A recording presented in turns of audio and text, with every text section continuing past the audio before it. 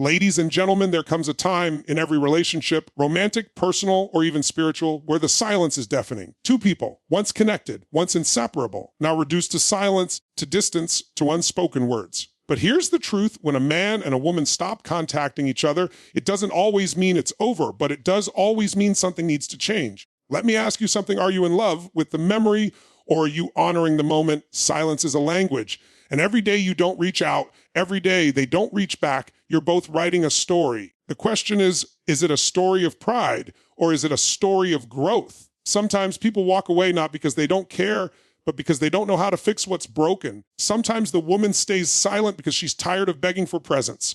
Sometimes the man vanishes because he's afraid his vulnerability will be rejected. But here's the breakthrough: silence is not peace. Distance is not closure. Avoidance is not healing. Healing begins when one person chooses courage over ego. When a man reaches out and says, I miss you, let's talk. When a woman says, I'm hurt, but I'm open to understand. That's not weakness. That's strength. That's growth.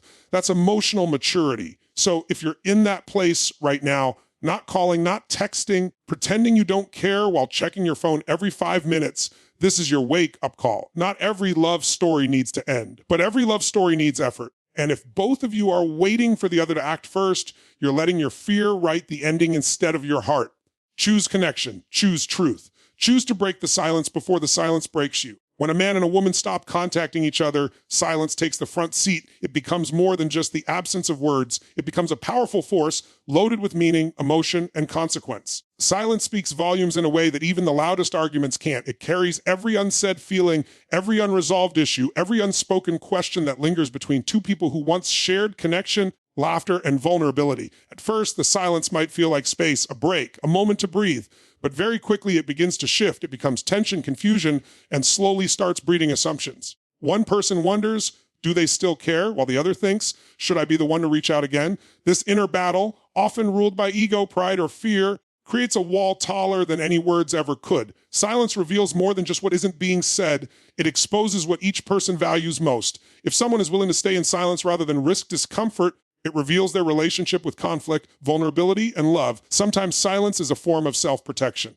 It's not that they don't want to talk, it's that they don't know how to speak without hurting or being hurt. Other times, silence is punishment, a passive way of saying, you didn't meet my expectations, so now I'll disappear. In either case, the silence says far more than the words could. What makes silence so emotionally overwhelming is that it leaves room for the imagination to take over. The longer it lasts, the louder the questions get. Are they thinking about me? Have they moved on? Did they ever care at all? And the mind, desperate for answers, starts creating stories that often aren't based in truth, but in fear. It's during silence that people are most vulnerable to miscommunication, not because someone said the wrong thing, but because no one said anything at all. When there's no contact, it's easy to confuse silence with indifference. But more often than not, silence means both people are hurting. Both are unsure. Both are too emotionally tired to try again or too scared of rejection. And while it might feel like strength to remain silent, deep down, it's often pain wearing the mask of pride. Silence becomes a way to avoid risk, to protect the heart from another wound. But in doing so, it also blocks the potential for healing and reconnection. Silence is not neutral. It carries weight. It makes people feel invisible, abandoned, or misunderstood. And even if someone claims they're fine without contact, that silence is still shaping their emotional world. It shapes the narrative of the relationship, whether it ends, continues, or transforms. The lack of words, ironically, becomes the loudest message of all, one that echoes with everything we wished we had said and everything we still long to hear. People often avoid not because they don't care, but because they don't know how to fix it. This truth sits quietly beneath the surface of so many broken connections. When someone disappears, pulls back, or simply goes silent, the immediate assumption is usually rejection. We think they don't love me or they just don't care. But often the exact opposite is true. Many people pull away precisely because they care deeply, and the intensity of those feelings becomes overwhelming when they don't have the tools or language to handle conflict, pain, or emotional uncertainty. Avoidance is a defense mechanism. It kicks in when someone feels emotionally cornered, when the weight of a conversation feels too heavy, or when they've been taught through past experiences that expressing emotion leads to rejection, ridicule, or chaos. For many people, especially those who grew up in emotionally unstable or unpredictable environments, confrontation feels unsafe. So rather than step into the fire of difficult emotions, they retreat into silence, believing it's the only way to protect themselves or the relationship. In their minds, not engaging is safer than saying the wrong thing, causing more damage, or being vulnerable and not met with understanding. People don't always know how to navigate the complexity of relationships. Love doesn't come with a manual, and emotional intelligence isn't something everyone is taught. So when tension builds, when there's hurt, misunderstanding, or emotional distance, some freeze. They mentally shut down. They want to fix it, but they don't know where to start. The idea of having a serious conversation feels paralyzing. They worry about saying too much or too little, about making things worse, about being misunderstood, about revealing too much of their inner world and not being received with care. So they do nothing, they avoid. This avoidance can look like ghosting, sudden distance, canceled plans, or silence after a disagreement. From the outside, it seems cold, careless, even cruel. But inside that person, it's often chaos. Their nervous system is in overdrive. Their thoughts are racing. Their heart is conflicted. They may replay conversations over and over, wanting to say something but not trusting themselves to say it right. They may check their phone every 5 minutes, hoping you'll reach out first because they don't know how to take the first step back.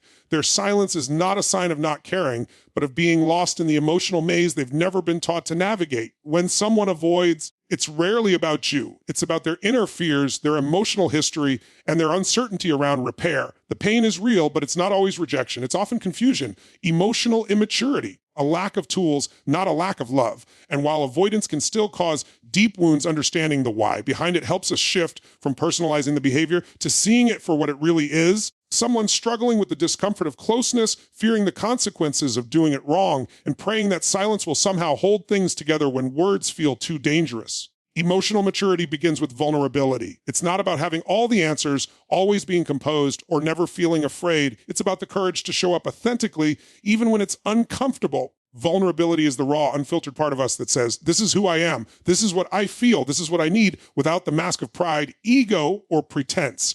It's the opposite of emotional armor. It's choosing truth over protection, connection over control, and depth over distance. Many people misunderstand vulnerability as weakness. They think that if they express sadness, admit fear, or show love first, they're handing over their power. But the reality is the opposite. Vulnerability is power. It takes enormous strength to open your heart, knowing there's a chance it might get hurt. It takes courage to say, I miss you, or I was wrong, or that really hurt me, when your pride is telling you to stay silent. Emotional maturity recognizes that protecting your ego might keep you safe, but it also keeps you disconnected, guarded, and ultimately unfulfilled. To be emotionally mature is to realize that your emotions are not threats, they are signals. They are not shameful or inconvenient, they are invitations to deeper understanding. Vulnerability allows you to listen to those emotions without judging them or burying them. It allows you to hold space for your own truth and someone else's at the same time.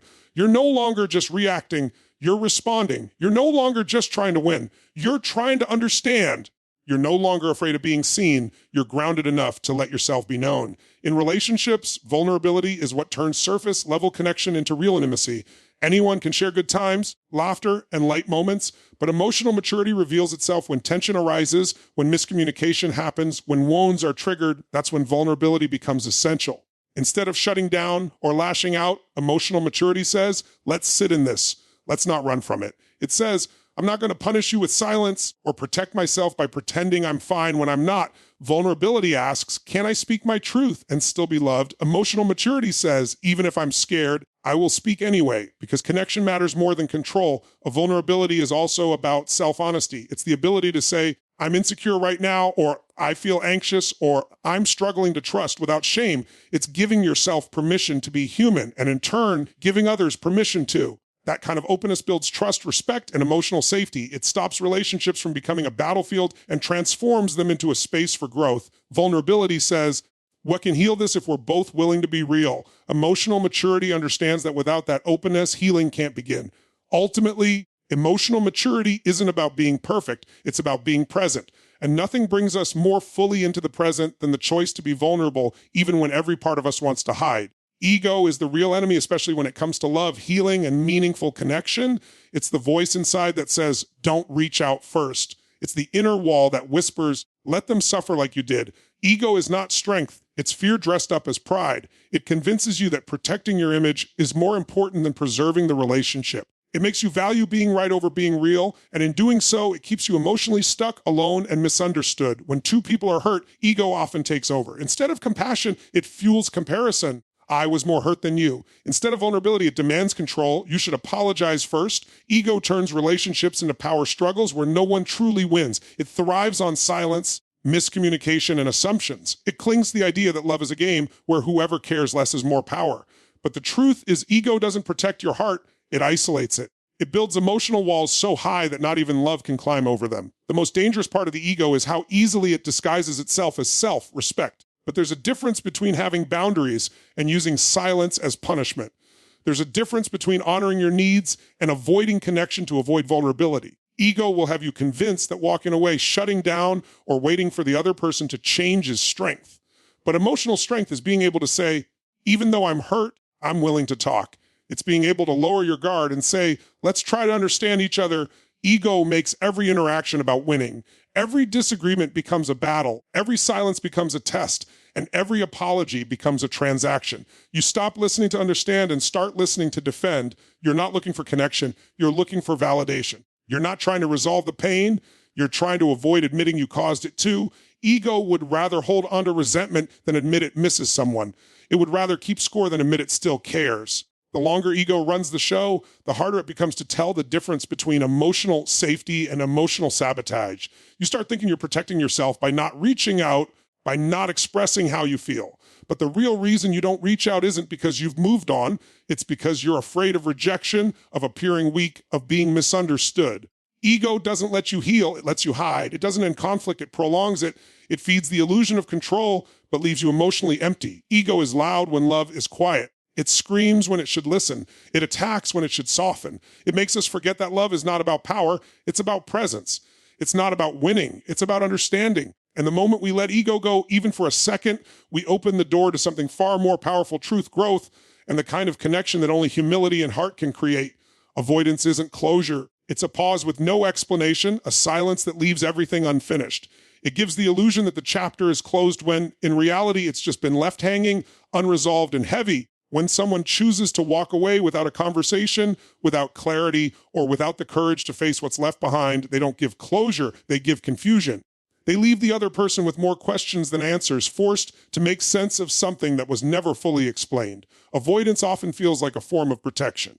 People convince themselves that disappearing quietly is kinder than confronting hard truths. That by not saying what they really feel, they're sparing someone pain. But what they fail to understand is that silence is not gentle. It's not kindness. It's a burden. When someone avoids the uncomfortable conversation, when they vanish instead of choosing honesty, they transfer the emotional labor to the other person. Now it's the one who is left who has to replay every memory, every word, every moment, trying to figure out what went wrong and why they weren't worth a goodbye. People avoid because they fear the discomfort that comes with vulnerability. They fear hurting the other person or being seen as the bad guy. But avoidance is not strength. It's not maturity, it's fear in disguise. It's an attempt to skip the pain by bypassing responsibility. And yet, even as they walk away, the tension doesn't disappear, it lingers. It shows up in overthinking, in unresolved grief, in sleepless nights and silent wounds that never had a chance to close properly. Real closure requires honesty. It requires one or both people to be brave enough to face the discomfort and speak the truth. Even if it's painful, even if it's messy, truth gives people something solid to stand on. It gives them the ability to understand what happened, to grieve what's been lost, and to move forward without dragging invisible weight behind them. Avoidance doesn't do that. It freezes the story in place and keeps the pain alive longer than it ever needed to be. The hardest part about avoidance is that it makes people question their worth. When someone walks away without explanation, it feels deeply personal. It makes the one left behind wonder if they mattered at all. It makes closure an internal process, one where a person has to find peace, not because they were given answers, but because they decided to stop seeking them. And that kind of closure takes strength. It takes time. It takes choosing to heal even when you were denied the conversation you deserved. Avoidance may feel like an escape in the moment, but it never offers freedom. It binds both people to what was left unsaid. One carries guilt, the other carries confusion. One holds silence, the other holds the weight of unfinished emotions.